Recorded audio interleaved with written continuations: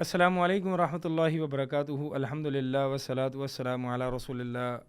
وعلی آلہ وصحبہ ومن والا، اما بعد۔ کشف الشبہات پیج نمبر 871۔ قال المصنف رحمہ اللہ تعالی فاذا عرفت ان هذا الذي يسميه المشركون، پس جب تم نے جان لیا کہ بے شک وہ چیز جو کہ مشرکون فی زماننا وہ چیز جو مشرکون جسے کہتے ہیں ہمارے زمانے میں، یعنی کلمہ گو مشرک جو ہمارے زمانے میں کہتے ہیں، جس چیز کو اعتقاد، یعنی جس چیز کو ہمارے زمانے میں مشرکین اعتقاد کہتے ہیں، وہ شرک الذی انزل فیہ القرآن، یہ وہی شرک ہے جس کے بارے میں اللہ تعالیٰ نے قرآن بھیجا، یعنی جس کے بارے میں قرآن نازل ہوا۔ وقاتل رسول اللہ صلی اللہ علیہ وسلم الناس علیہ، اور رسول اللہ صلی اللہ علیہ وسلم نے اسی وجہ سے، یعنی اسی شرک پر لوگوں کے ساتھ قتال کیا۔ فعلم ان شرک الاولین اخف من شرک اہل وقتنا بامرین، تو بس یہ بھی جان لیجئے کہ بے شک پہلے لوگوں کا شرک جو ہے وہ، یعنی مشرکین مکہ، اخف من شرک اہل وقتنا، زیادہ ہلکا ہے، کم تر ہے ہمارے وقت کے، ہمارے زمانے کے اہل شرک سے، دو وجوہات کی بنیاد پر۔ احدہما، پہلی وجہ یہ ہے کہ ان الاولین لا یشرکون ولا یدعون الملائکہ، کہ بے شک پہلے جو لوگ تھے وہ شرک نہیں کرتے تھے، ولا یدعون الملائکہ، اور نہیں ملائکہ کو پکارتے تھے، او الاولیاء، یا پھر اولیاء کو، او الاوثان مع اللہ الا فی الرخاء، یا پھر بتوں کو اللہ کے ساتھ شریک نہیں ٹھہراتے تھے، ان چیزوں کو، ان اشخاص کو، الا فی الرخاء، سوائے خوشحالی میں، واما فی الشدۃ فیخلصون الدین للہ، لیکن جب بڑی مصیبت میں پھنستے تھے، شدید حالت ہوتی تھی، تو وہ اللہ کے ساتھ خالص ہو جاتے تھے، یعنی اپنی عبادت کو اللہ کے لیے خالص کر لیتے تھے، کما قال تعالی، جیسے کہ اللہ تعالیٰ کا فرمان ہے، فَإِذَا رَكِبُوا فِي الْفُلْكِ دَعَوُا اللَّهَ مُخْلِصِينَ لَهُ الدِّينَ فَلَمَّا نَجَّاهُمْ إِلَى الْبَرِّ إِذَا هُمْ يُشْرِكُونَ، جب وہ کشتی پر سوار ہوتے تو اللہ کو ہی خالص پکارتے، تمام عبادات اللہ کے لیے خالص کر لیتے۔ فَلَمَّا نَجَّاهُمْ إِلَى الْبَرِّ، جب اللہ تعالیٰ انہیں خشکی کی طرف نجات دیتے تھا، اذا هم یشرکون، تو ناگہاں وہ شرک کرنا شروع کر دیتے۔ وقال تعالی، اور اللہ تعالیٰ کا فرمان، وَإِذَا مَسَّكُمُ الضُّرُّ فِي الْبَحْرِ ضَلَّ مَن تَدْعُونَ إِلَّا إِيَّاهُ، اور جب تمہیں کوئی تکلیف اور نقصان پہنچتا ہے، فی البحر، سمندر میں،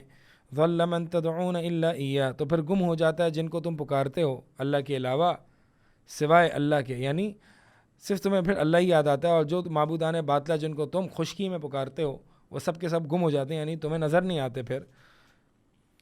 وقال تعالی، اور اللہ تعالیٰ کا فرمان، قل ارأیتکم ان اتاکم عذاب اللہ واتتکم الساعۃ وغیر اللہ تدعون، کہہ دیجئے کہ بتاؤ ذرا، ان اتاکم عذاب اللہ، کہ اگر تمہیں پاس اللہ کا عذاب آ جائے، او اتتکم الساعۃ، یا تم پر قیامت قائم ہو جائے، اغیر اللہ تدعون، کیا تم اللہ کے علاوہ کسی اور کو پکارو گے؟ اور اسی طرح وقال تعالی، وَإِذَا مَسَّ الْإِنسَانَ ضُرٌّ دَعَا رَبَّهُ مُنِيبًا إِلَيْهِ، جب انسان کو کوئی تکلیف پہنچتی ہے تو وہ اپنے رب کو اس کی طرف لوٹتے ہوئے، اس کی طرف رجوع کرتے ہوئے پکارتا ہے۔ ثُمَّ إِذَا خَوَّلَهُ نِعْمَةً مِّنْهُ نَسِيَ مَا كَانَ يَدْعُو إِلَيْهِ مِن قَبْلُ، پھر جب اللہ تعالیٰ اپنی طرف سے اس کو نعمت عطا کرتا ہے، یعنی اس کو اس مشکل سے نجات دے دیتا ہے، نَسِيَ مَا كَانَ يَدْعُو إِلَيْهِ مِن قَبْلُ، تو وہ بھول جاتا ہے کہ اس سے پہلے کس کو پکارا کرتا تھا، یعنی مصیبت میں، اس شدید تکلیف میں اس نے کس کو پکارا تھا، اس ذات کو بھول جاتا ہے اور اللہ کے ساتھ شریک ٹھہراتا ہے، اللہ کے ساتھ غیر اللہ کو پکارتا ہے۔ وقال تعالی، اور اللہ تعالیٰ کا یہ فرمان، وَإِذَا غَشِيَهُم مَّوْجٌ كَالظُّلَلِ، اور اسی طرح جب ان پر موج، ایک طرح کے صاحباں کی طرح ڈھانپ لیتی ہے ان کو، تو وہ سب معبودان باطلہ کو جن کو وہ پکارا کرتے ہیں ان کو چھوڑ کے وہ صرف اللہ کو ہی پکارتے ہیں۔ فمن فہم هذه المسألة التي وضحها اللہ فی کتابہ، تو بس جو شخص اس مسئلے کو سمجھ لے، وہ مسئلہ جو اللہ تعالیٰ نے اپنی کتاب میں واضح کر دیا ہے، وہی ان المشرکین الذین قاتلہم رسول اللہ، اور وہ مسئلہ یہ ہے کہ بے شک وہ مشرکین جن کے ساتھ رسول اللہ صلی اللہ علیہ وسلم نے قتال کیا، یدعون اللہ و یدعون غیرہ، وہ اللہ کو بھی پکارتے تھے اور اللہ کے ساتھ اوروں کو بھی پکارتے تھے، فی الرخاء، صرف خوشحالی میں، وَأَمَّا فِي الشِّدَّةِ رہی بات شدید حالت میں فَلَا يَدْعُونَ إِلَّا اللَّهَ وَحْدَهُ لَا شَرِيكَ لَهُ تو نہیں پکارتے تھے اللہ کے سوا اور کسی اور کو. وَيَنْسَوْنَ سَادَاتِهِمْ اور وہ اپنے سرداروں کو جن کو اللہ کے ساتھ شریک کیا کرتے تھے ان کو بھول جاتے تھے. تبین له الفرق بین شرک اہل زماننا و شرک الاولین تو تمہارے لیے اولین یعنی پہلے مشرکین مکہ اور ہمارے زمانے کے مشرکین کے درمیان جو شرک کرتے ہیں ان دونوں کے درمیان فرق واضح ہو جائے گا. ولیکن این من یفہم قلبہ ولكن أين من يفهم قلبه هذه المسألة فهما راسخا لیکن کہاں ہیں ایسے دل کہاں ہیں کہ جو اس مسئلے کو صحیح طریقے سے گہرائی میں مضبوطی سے سمجھ سکیں. واللہ المستعان اور اللہ ہی کی وہ ذات ہے کہ جس سے مدد طلب کی جاتی ہے. یعنی یہ محمد بن عبد الوہاب رحمہ اللہ امام الدعوہ یہ ایک طریقے سے شکوہ کر رہے ہیں کہ ہائے افسوس ہمارے زمانے کے مشرکوں پر کہ ان کا شرک تو پہلے کے لوگوں کے شرک سے زیادہ بدتر ہے. کیوں؟ کیونکہ پہلے کے زمانے کے جو مشرک تھے وہ صرف خوشحالی میں اللہ کو پکارتے تھے, خوشحالی میں شرک کیا کرتے تھے. جب مصیبت میں پھنستے تھے تو صرف اللہ ہی کو پکارتے تھے. تمام معبودان باطلہ سے وہ بیزار ہو جاتے, بھول جاتے اور اپنی عبادت کو خالص اللہ کے لیے کرتے تھے. لیکن ہمارے زمانے کی مشرکی تو اس سے بھی بدتر ہے. جب ان کو کوئی تکلیف اور مصیبت آتی ہے تو یا غوث مدد, یا عبد القادر جیلانی مدد, یا حسین مدد, یا علی مدد, اس طرح کے نعرے لگاتے ہیں شدت تکلیف میں بھی. تو یعنی ہمارے زمانے کے مشرک تو مصیبت میں بھی اللہ کے ساتھ اوروں کو شریک کرتے ہیں. یعنی یہ ان کا شرک ہمارے زمانے کے مشرکوں کا شرک اور بھی زیادہ بدتر ہے. لیکن یہ کون سمجھے گا؟ یعنی ایسے دل کہاں ہیں آج جو اس مسئلے کو سمجھ سکیں. یعنی یہ ایک گویا کہ مصنف رحمہ اللہ پر اعتراض لوگ کیا کرتے تھے کہ تم کیسے اعتراض کر سکتے ہو, یہ کلمہ پڑھتے ہیں اور یہ نمازیں پڑھتے ہیں, یہ زکوٰۃ دیتے ہیں, یہ حج ادا کرتے ہیں, اور تم ان کو مشرک کہہ رہے ہو. تم ان کہہ رہے ہو کہ یہ شرک کرتے ہیں, اور وہ بھی ایسا شرک کرتے ہیں کہ جو کہ کفار مکہ سے بھی بدتر شرک ہے. یعنی ایک طریقے سے جذباتی اور ایموشنل ہو جاتے ہیں. تو ہم یہ کہہ رہے ہیں کہ بھائی ذرا دل کی گہرائیوں سے اس کو سمجھو, ذرا طریقے سے اس کو ذرا سوچو اس پر, اور مشرکین مکہ کا شرک دیکھو اور ہمارے زمانے کا شرک دیکھو. تو جذباتی اور ایموشنل ہونے کی ضرورت نہیں ہے, بلکہ دلائل اور علم کی بنیاد پر یہ فیصلہ کرنے کی ضرورت ہے. والامر الثانی دوسری وجہ جس کی بنیاد پر ہمارے زمانے کا ایک مشرک پہلے کے زمانے کے مشرک سے زیادہ بدتر ہے. والامر الثانی فرماتے ہیں کہ وہ یہ ہے کہ ان الاولین یدعون مع اللہ اناسا مقربین عند اللہ, کہ اولین جو تھے وہ اللہ کے ساتھ اوروں کو پکارتے تھے ان لوگوں کو کہ جو اللہ کے ہاں مقرب لوگ تھے, قریبی تھے. اما نبیًا یا تو نبی ہوتا تھا, یا ولی ہوتا تھا, یا ملائکہ ہوتے تھے, یا پھر پتھر اور شجر وغیرہ کو پکارتے تھے. مطیعۃ للہ تعالی لیست بعاصیۃ, لیکن یہ سب اللہ کے احکام کے تحت ہوا کرتے تھے, اللہ کے نافرمان نہیں ہوتے تھے. وَأَهْلُ زَمَانِنَا يَدْعُونَ مَعَ اللَّهِ أُنَاسًا مِّنْ أَفْسَقِ النَّاسِ, لیکن ہمارے زمانے کے جو مشرک ہیں وہ ان ہستیوں کو پکارتے ہیں, ان ہستیوں کو اللہ کے ساتھ شریک ٹھہراتے ہیں جو فاسق ترین لوگ ہوتے ہیں, فاجر ترین گنہگار ترین لوگ ہوتے ہیں, ان لوگوں کو پکارتے ہیں. والذین یدعونہم هم الذین یحکون عنہم الفجور من الزنا والسرقۃ وترک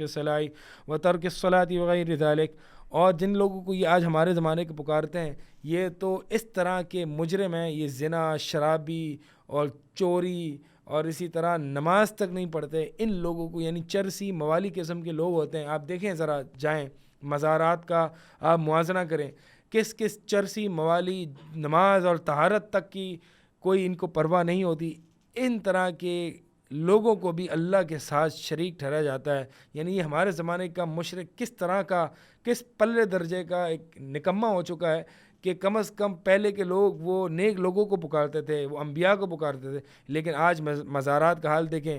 کس طرح کے لوگوں کو جو کہ زنا اور شراب اور چوری وغیرہ میں انوالوڈ ہیں, ان لوگوں کو بھی اللہ کا, یعنی یہ کہتے ہیں یہ بڑے پہنچے ہوئے ہیں, یعنی یہ بے لباس ہیں, لباس بھی ڈھانپنے کی جو ہے وہ ان کو نوبت نہیں آتی, اور کہتے ہیں یہ بڑے پہنچے ہوئے بزرگ ہیں, یہ بڑی ہستیاں ہیں, ان کو یہ چیزیں کرنے کی ضرورت نہیں ہے, ان پر شریعت لاگو نہیں ہوتی. کیوں؟ کیونکہ یہ ایک اللہ کے عبادت میں اللہ کے یعنی ایک مقام تک پہنچ گئے جن کو کہا جاتا ہے صوفیت کے صوفیت کی اصطلاح میں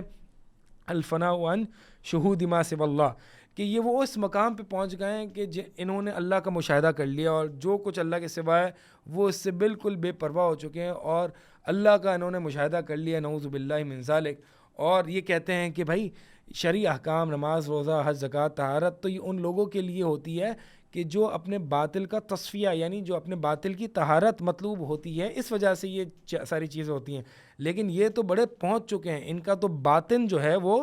صاف ہو چکا ہے، ان کے باطن کا تصفیہ ہو چکا ہے، لہٰذا ان کو نماز پڑھنے کی ضرورت نہیں ہے۔ نماز تو ان لوگوں کو پڑھنے کی ضرورت ہوتی ہے کہ جو اپنا باطن کا تزکیہ کرنا چاہتے ہیں۔ تو یہ تو بڑے پہنچے ہوئے ہیں، ان کو تو کوئی چیز کی ضرورت نہیں، اس لیے یہ پہنچے ہوئے ہیں، اس لیے ان کو شریک کیا جاتا ہے اللہ کے ہاں۔ مطلب کس طرح کے جو ہے وہ عذر تلاش کرتے ہیں۔ تو لہٰذا جب 3 طرح کے عموماً لوگ پائے جاتے ہیں، آپ ان کو بتائیں گے بھائی یہ دیکھیں یہ اولیاء اللہ، یعنی یہ جو اولیاء اللہ ہیں جن کو تم اولیاء کہتے ہو، یہ یعنی اتنے گندے ترین لوگ ہیں، آپ ان کی کتابیں پڑھ کے دیکھیں، کفر اور الحاد بھرا پڑا ہے، یعنی تم ان کو اللہ کے ساتھ شریک ٹھہراتے ہو۔ ان کی کتابیں آپ پڑھیں، کفر اور الحاد اور پتہ نہیں کیا کیا گناہ اور معصیتیں بھری پڑی ان کی زندگی میں۔ تو 3 طرح کے لوگ ہوتے ہیں جو جوابات دیتے ہیں۔ پہلے تو وہ لوگ ہوتے ہیں جو انکار کر دیتے ہیں کہ بھائی نہیں، یہ تو ان کی کتابیں ہی نہیں ہیں، یہ تو انہوں نے لکھا ہی نہیں ہے۔ ان سرے سے انکار ہی کر دیتے ہیں کہ یہ جو کفر اور الحاد ان کی کتابوں میں پایا جاتا ہے، جن کو اللہ کے ساتھ یہ شریک ٹھہرا رہے ہیں، ان کی کتابیں نہیں ہیں۔ دوسری کیٹیگری کے لوگ وہ ہیں کہ جو ان کے لیے عذر اور تعویلیں تلاش کرتے ہیں اور کہتے ہیں کہ نہیں ٹھیک ہے، یہ ظاہر نہیں ہے، یعنی جو کتابوں میں لکھا ہوا ہے ظاہراً تو کفر ہے، لیکن یہ باطنی معنی ہے، اصل میں تم سمجھے نہیں ہو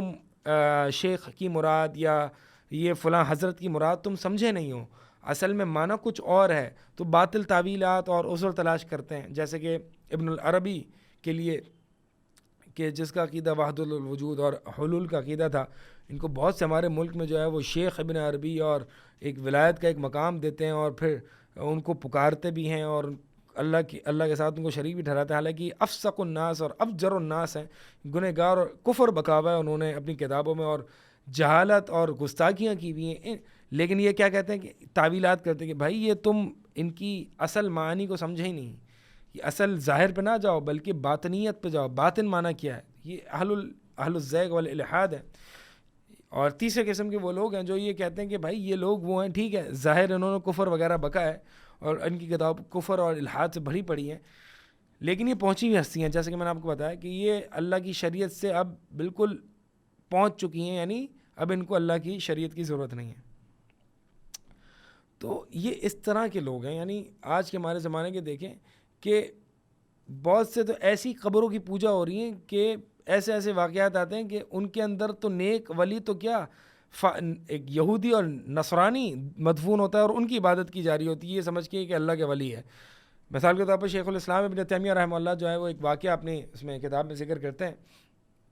کہ ایک جگہ پر جو ہے وہ ایک جگہ پر ایک قبر ہے اور بہت سے لوگ جو ہیں وہ اپنے جانور وغیرہ جن کی حمل کی مدت بہت لمبی ہو جاتی ہے یا ان کو کوئی اور مسئلہ ہوتا ہے تو وہ اس قبر کی طرف لے آتے ہیں، تو وہ جانور جو کچھ اس کے پیٹ میں ہے وہ نکال دیتا ہے، تو یعنی وہ حمل اس کا وضع ہو جاتا ہے، اور حمل اگر مدت لمبی ہو گئی، حمل نہیں ہو رہا جانور کا، تو وہ حمل جو ہے وہ فوراً سے ساقط کر دیتا ہے، نکال دیتا ہے اس قبر کے پاس جا کے۔ تو جس کسی کی بھی جانور کو کوئی بھی تکلیف ہوتی حمل کے تعلق سے یا کسی بھی تعلق سے، تو وہ اس کو اس قبر کے پاس لے جاتے اور کہتے کہ بھائی جی مشکل حل ہو گئی۔ اور حالانکہ تحقیق کرنے پہ یہ معلوم ہوا کہ بھائی یہ تو نصرانی اور کرسچن کی ایک قبر ہے، کافر ہے، اس کی قبر کے پاس تم آ رہے ہو۔ تو پتہ یہ چلا کہ بھائی یہ تو کافر ایک کرسچن کو قبر میں عذاب ہو رہا ہے، اور اللہ کے نبی علیہ الصلوۃ والسلام کی حدیث سے یہ ثابت ہے کہ جب کافر کو، ایک فاجر کو جب عذاب قبر ہوتا ہے تو ثقلین کے علاوہ ہر مخلوق سنتی ہے اللہ کی، یعنی جن اور انس کے علاوہ تمام اللہ کی مخلوق سنتی ہے۔ تو پتہ یہ چلا تحقیق کرنے پر کہ یہ تو ایک کافر کی قبر ہے، اور اس عذاب قبر کی وجہ سے وہ جانور جو عذاب قبر سنتا ہے وہ ڈر کے مارے جو ہے اپنا حمل ساقط کر دیتا ہے۔ تو اس وجہ سے جو ہے وہ یہ سب معاملات ہو رہے تھے، اور یہ سمجھ رہے تھے کہ بھائی بڑے پہنچے ہوئے بزرگ جو ہیں وہ اس قبر میں مدفون ہیں اور آ کے اپنی گزارشات رکھ رہے ہیں اور یہ رکھ رہے ہیں وہ رکھ رہے ہیں، اور سمجھ رہے ہیں کہ جانور کی بیماریاں حل ہو رہی ہیں، حالانکہ وہ جانور اللہ کے عذاب کو سن کے جو ہے وہ خوف کے مارے اپنا حمل کو ساقط کر دیتا ہے اور گرا دیتا ہے اور جو کچھ ہوتا ہے پیٹ سے باہر نکال دیتا ہے۔ تو مطلب یہ تو جہالت ہے ہمارے عوام کی اور اس یعنی اس امت میں ان لوگوں کی جو کہ شرک میں مبتلا ہے. تو بہرحال یہ مصنف رحمہ اللہ فرما رہے ہیں خلاصہ کلام یہ ہے کہ ہمارے زمانے کا مشرک جو ہے وہ دو اعتبار سے پہلے کے زمانے کے مشرک سے زیادہ بدتر ہے. وہ پہلی وجہ یہ ہے کہ ہمارے زمانے کا مشرک جو ہے وہ چاہے خوشحالی ہو چاہے شدت اور تکلیف یا بڑی مصیبت ہو، دونوں حال میں ہی غیر اللہ کو پکارتا ہے. حالانکہ پہلے کے لوگ جو تھے وہ پہلے کے مشرک جو تھے وہ صرف کشتی جب طوفان میں پھنس جاتی تھی تو صرف اللہ کو پکارتے تھے، صرف خوشحالی میں شرک کیا کرتے تھے. اسی طرح دوسری وجہ یہ ہے کہ ہمارے زمانے کے مشرک جو ہیں وہ ہر طرح کے حتیٰ کہ حیوانات جانوروں کو بھی اللہ کے ساتھ شریک ٹھہراتے ہیں، چرسی موالی ہر قسم کے لوگوں کو اللہ کا شریک ٹھہراتے ہیں. لیکن یہ جو اولین تھے وہ اللہ کے ساتھ صرف نیک لوگوں کو شریک ٹھہرایا کرتے تھے. اگرچہ ہیں دونوں ہی مشرک، لیکن ہمارے زمانے کا مشرک زیادہ کہہ لیں بے وقوف ہے، زیادہ جاہل اور ان پڑھ ہے. مشرک ہوتا ہی جاہل ہے، لیکن مشرک کی بھی ایک درجات ہوتے ہیں. بہرحال آپ نے کچھ اس طرح سے تفاصیل سے آپ نے یہ جانا کہ ہمارے زمانے کا جو شرک کا جو حال ہے وہ کس نوعیت کا ہے. اللہ تعالیٰ ہمیں سمجھ کی توفیق عطا فرمائے. اللہ تعالیٰ ہمیں توحید کا کام کرنے کی صحیح معنوں میں توفیق عطا فرمائے. اقول قولی ھذا استغفر اللہ لی ولکم.